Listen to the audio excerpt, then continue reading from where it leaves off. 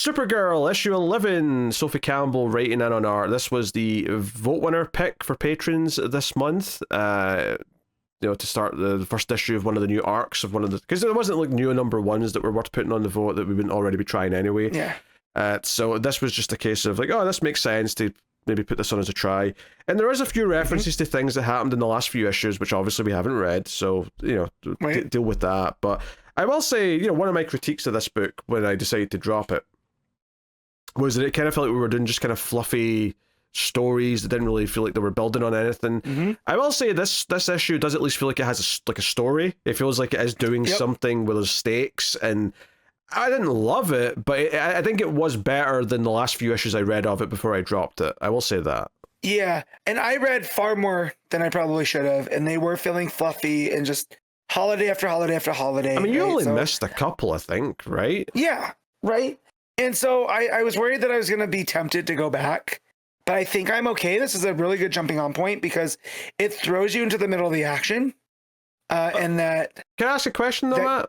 Yes. Is it just me, or is Leslie, her big defining character trait before was that she had these big hips. She had this big sort of like mum hip kind of body, and I feel like she's the skinny girl now. What happened? Yep, she's got on the Ozempic. Like, was this a creative? Because it's the same artist. It's still Sophie Campbell. It's still Sophie Campbell. I don't know because the last time I saw Leslie, she cut the same figure. Yeah, so I don't know. It was very confusing. If it wasn't for the outfit, and even then I was still thinking, is this her? Like, did she do some sort of trickery to lose a bunch of weight? What happened? Yeah, she does look more like redheaded Kara at this point. She does, yeah. That's a good way of putting it, actually. But anyway, Kara puts on the gold ring that gives her powers, but she's inside Kandor. In Kandor. And goes in there to deal with all the chaos in there. We don't really have good context for why there is chaos at the start, but as it keeps going... this it kind of becomes clear there's this what was it, the black flame, that was it. So there's this character called the Black Flame who's behind this, but Leslie's involved because a lot of her tech's been used, and Supergirl encounters these villains that are sort of made out of her material, like stuff that she's made. So there's a couple of fight sequences there early on with that, but I will say this issue basically builds up. There's a lot of Kara flying around, dealing with things as she arises, but it's all really about getting to Leslie, and there's like a I miss you too kind of vibe, but it's like, hey, are you involved in what's going on here? And she is involved, and it's all been kind of this Black Flame kind of influence, and it turns out this is her cousin, right? The Black Flame is Leslie's cousin, and she comes out, she's got like the pink, purple hair, purple outfit, all that stuff. And I'll be honest, the thing I liked about this book the most, honestly, because up until this point I was like, this is okay, I don't really like it that much, but I don't dislike it either, it's perfectly fine.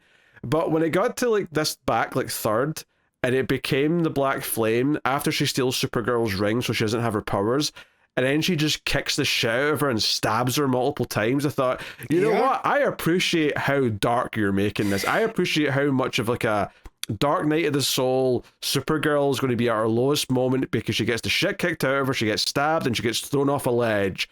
And that's the cliffhanger at the end of this issue. And I was like, you know what? You actually surprised me with how just brutal this was for her. And because like I said, my big critique of this book before I dropped it was that everything just felt too fluffy and light. The ending of this was not fluffy and light. The ending of this was, no, you effed her up, and she's going to have to fight back from the bottom to win here with no powers. So it's an intriguing start of an arc. I'll give it that much. Yeah. Well, and the whole thing that the Black Flame is pushing up against in Kandor is like this whole Science Council is doing the same stuff that they did on Krypton, and that they are suppressing people. And she's like, we've had enough. And for Kara, it's almost like she just wants peace in Kandor, and now she's put herself in there. And because she had such a misunderstanding of what was going on, it is now leading to her being at her lowest, right? Stabbed and thrown off. It's almost like in the Black Panther movie when he falls to his cousin, and he gets thrown off the waterfall. And now Kara is going to have to climb her way back up through, again, she's a stranger in a strange land.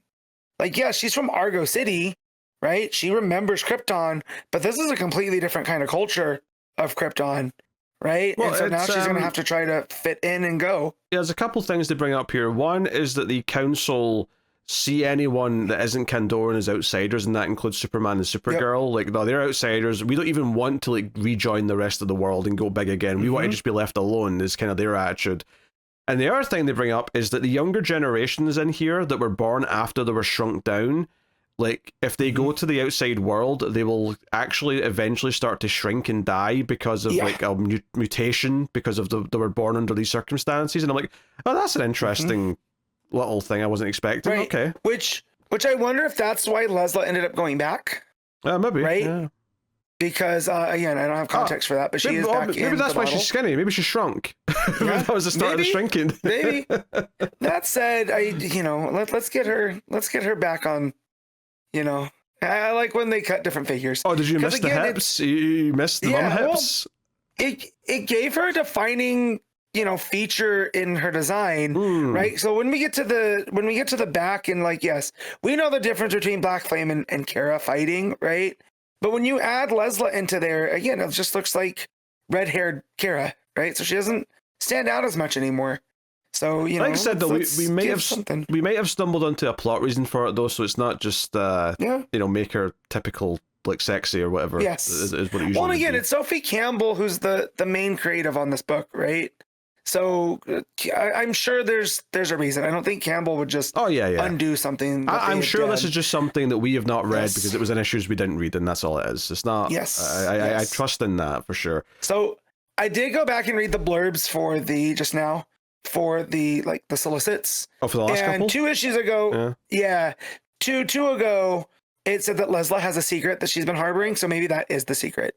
Okay. And maybe that's why she had to go back, is this genetic disorder that if you leave Kandor, you start to shrink down. So who knows? But yeah, setting up the Black Flame. And I will say with the art, having these hyper visuals of like the yellow background up against the purple and the pink and all of that, it does give it a different feel, right? So it does, even though they're in the bottle city of Kandor, which we're pretty familiar with, right? It makes it feel more alien than it ever has. So again, it really makes Kara feel like an outsider, with all the brightness and whatnot. So, and then as she's falling, we see a very familiar character pop in, and it looks like Boy Thunder is in Kandor. That's right. That's the other part of the cliffhanger. It also goes to a panel of Lena and I guess that's Connor Kent. I assume. Connor. That's Connor. Yeah. Which I didn't think about this till I read this issue, is that they are technically half siblings, because Lena is Lex's daughter. That's true. And Connor shares half of his DNA with Lex and half of it with Clark. It depends if you count that as siblings. A son or not. Maybe I don't know if you count. Well, no, but like, do we consider Laura X-23 Wolverine's daughter, or her sister, or his sister? Well, I think you do eventually count her as his daughter, but that's more because of the relationship that forms, rather than because I by default, like just because she's taken from his DNA kind of thing. So I don't know. I'm going to consider these two as siblings until they start making out in the next issue. They're not. Then I'll be like, no. Just to be clear though, because you kind of jumped in there, is that they're not in Kandor. They're kind of like back on the comms and like, oh, we've lost her. What's happened to her? So that's just to sell the cliffhanger. Yeah, they're like the support team that's like, report back to me, Kara. What's going on in there. But yeah, just seeing those two partner together definitely made me think about Connor's past. I was like, oh yeah, no, he has other siblings that aren't in the Super family. They're on the Luthor family. I think the back half of this issue was surprisingly good. That said, though, I can't say that I'm all excited about the idea of Boy Thunder being around in any capacity.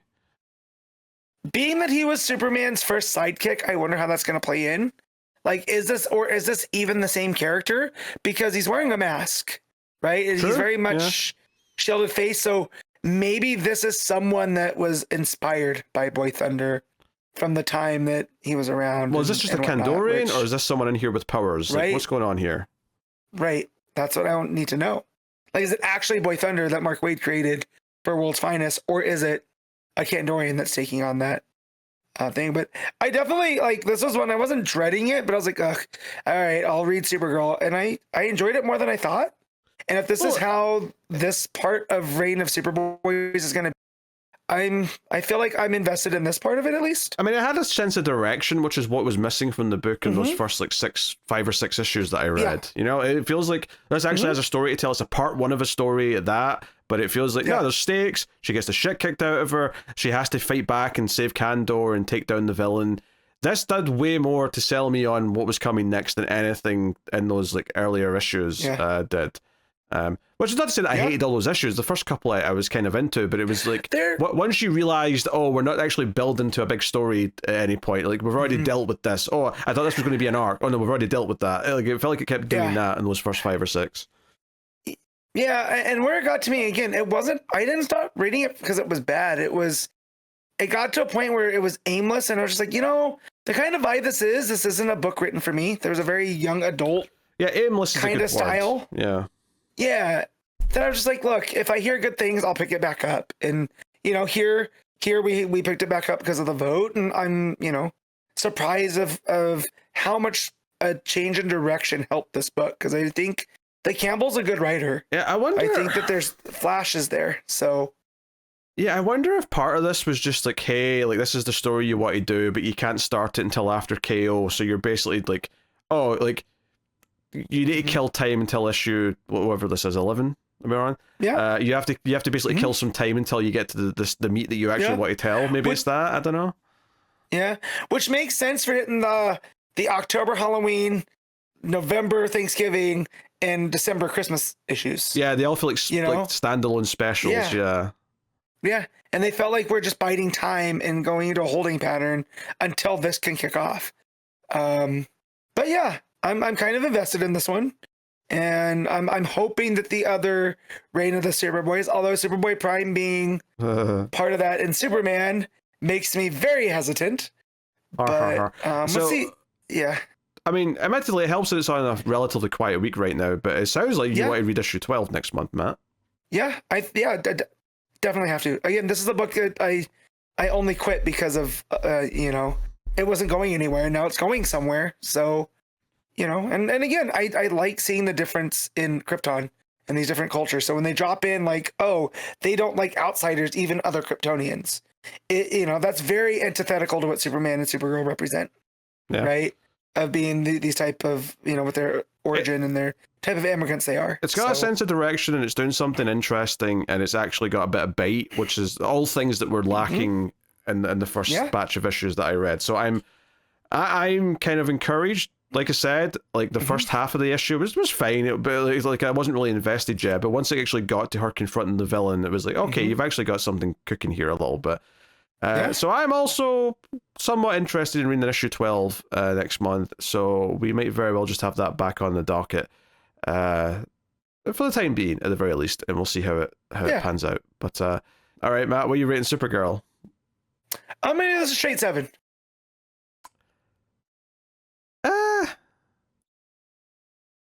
I might even go as high as 7.5. I don't want to quite call it great. I think it's maybe just shy of that still, but it's. I was pleasantly surprised with the back half of the issue, and it made me somewhat interested. So I'm curious to see if this momentum can keep going, or if it's going to start to just sort of dip back into what I felt it was before.